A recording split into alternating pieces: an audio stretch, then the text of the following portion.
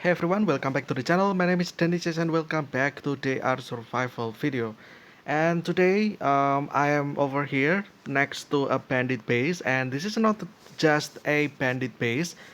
This used to be called a scam by the community, and this is called Super Bandit Camp or Super Bandit Base in this case. But now it's kinda like a different from used to. This is Bandit base that is located in Magdeburg over here. So this is one of the farthest bandit base in the map. And as you can see, the location is actually over here, just a little bit to the northeast of Berlin.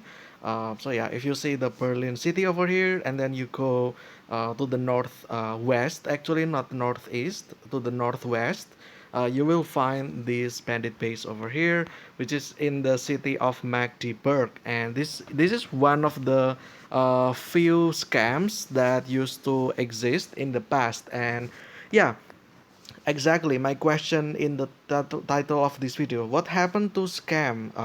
So, in for the context, if you are new players, you probably only knew that the bandit base is kind of the same for every bandit base, right?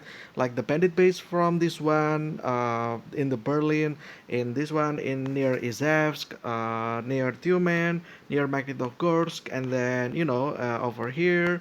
And then if you go to the southeast, there are three over here, which is in the Jilin, and then there's also in Khabarovsk, and also in Muroran, Japan as well.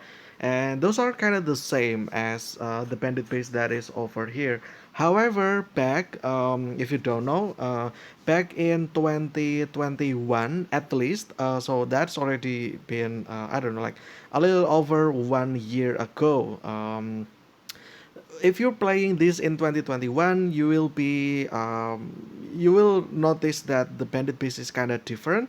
So back in 2021 or before that, there's actually two difficulties of scam or bandit base, the easy one and the difficult one or the hard one. And the easy one, as you all know, is the one that is nearby these cities over here, near the civilization over here. These are all easy bandit base, and those are not called scam. It's not super, it's just bandit base pretty much. And there are like five, I believe, or six probably, but I think there's only five.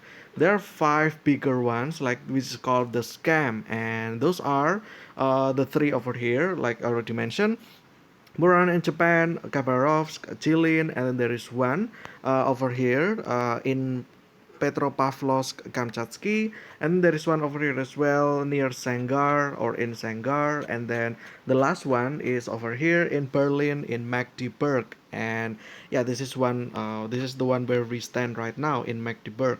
And the difference is that this one, the five of locations over there, it's actually the hard difficulty. And yes, there's actually an easier one like I already mentioned, and this is the harder one.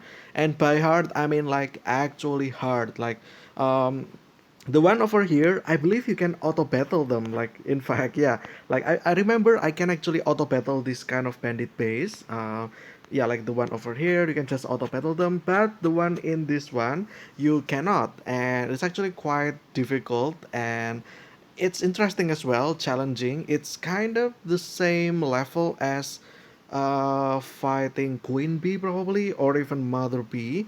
That it's just that difficult, or not Mother Bee. Mother Bee is kind of easy if you know what you're doing, but it's more like Queen Bee, I think, in a way that like a it's kind of terrifying as well. There's actually more than five bandits, well, obviously, and then there's a leader, which is a sniper.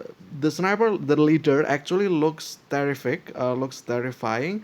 Um, I always got like nightmares just by looking at the icon of like the icon of the bandit. Like you can kind of see it from here. Like this is the bandit, this is the looter. So they don't look intimidating at all. But if you fight the thing, the leader, it actually looks terrifying. It's actually a sniper as well. He's actually a sniper, and he over turn, I think he will actually summon more bandits, and those are the bandits that can carry um rocket launcher and then machine gun as well, like the TP-27 tooth.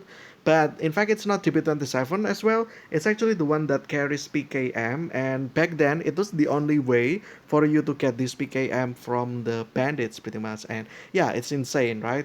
You can only get this from those bandit base, and you cannot get this from anywhere else. Unlike today, in which you can craft them from specialists. But back then, you cannot do that at all.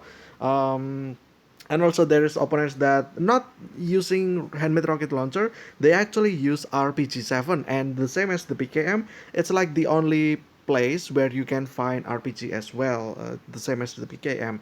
So these two are the limited weapons that you could only get from the Scam or the Super Bandit Cam. But today it's kind of uniformized, or it's kind of the same. There is not easy one, there is not hard one. I think it's at this format it's kind of on medium. It's not easy for sure, so if you're low level, do not expect to beat one, because you will need weapons like high tier weapon, and it's not as difficult as back then as well, in which like there's no way they can summon more bandits if you're not quick enough to beat them. They will just stay the same. There's no leader, so yeah, like there's no leader. Also, the leader actually, it would give buff. I think it will actually increase the damage of everyone by the amount of enemy that is still alive, I believe, or even the one that dies. I think it will increase by 20% or something for every opponent that you killed, I believe. And it's kind of insane as well, like I said. But yeah, let's actually show you how it's done. I have this Uka Pai chicken gift. This is the one that can increase damage to people, to bandit, pretty much, 25%, and pizza as well, which is kind of essential. And then for the weapon, as usual, I'm just gonna use PKM, Saipuha, and I think I'm going to use firework instead. This one, just for the one action points that can stun AoE 3 by 3. Instead of using this requires 3 action points, but this one only requires 1, so it's great. It's great, right? And then oh yeah, let's reduce the health as well so that I have low health using this strange mushroom, just like usual. And then for the pet, I always use the Raven in Bandit base because it has high dodge chance, meaning that the Raven has high survivability from getting shot from the bandits. And if the bandits miss, then the longer the Raven will survive, the longer you will survive as well without getting hit whatsoever. So yeah, let's do it. Hopefully I don't die here. I've died here so many times just because sometimes I just got overwhelmed by that, and the fact that my Raven sometimes got killed too early and I couldn't defend myself. And yeah, okay, this is the Raven, this is the weapon, and let's just start. Just like so, yeah, like this, right? You have 9 bandits, which is more than what it used to be, but 9 is like the amount. It cannot increase, it cannot decrease. It's always at this setup. And the layout, the map layout as well is kind of the same, the battlefield. So you can this is kind of predictable, I would say, because there is no variance of map. So you can kind of always no, and the way you do it, it's kind of the same as well. Every time you just take down the sniper over here, and this sniper is no way near the sniper back then as well.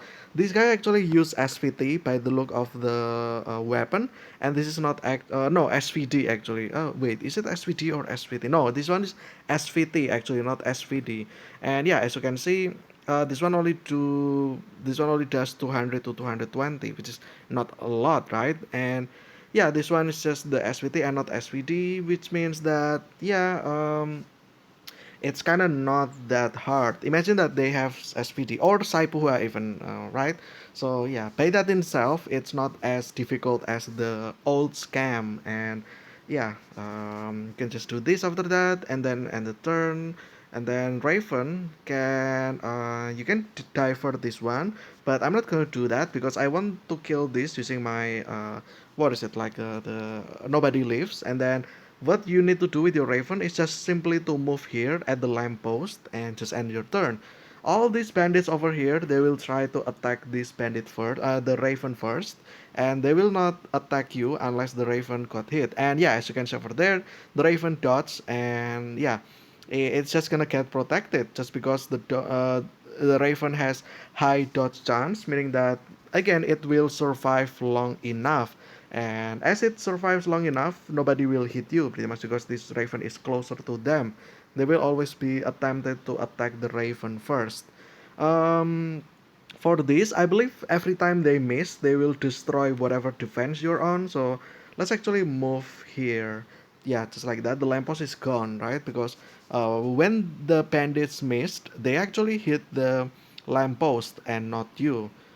Okay, that one hit me, which is fine because next turn it I will kill that. And yeah, yeah, miss again. That's already 4 times in a row. The Raven missed, which is kind of goated. Yeah, that's 5 now or 6 perhaps. I don't know. But sometimes, at times, the Raven can actually die in the first turn if you're very unlucky with the dodge chance, and that will be bad because all of these bandits, they will all target you next. And if you use polar armor with low HP, as you can see, you will take more damage, meaning that you'll get double damage from them. So for instance, this one will do 200 and what is it, 230 something, 240. That will get doubled and you will get 480 instead.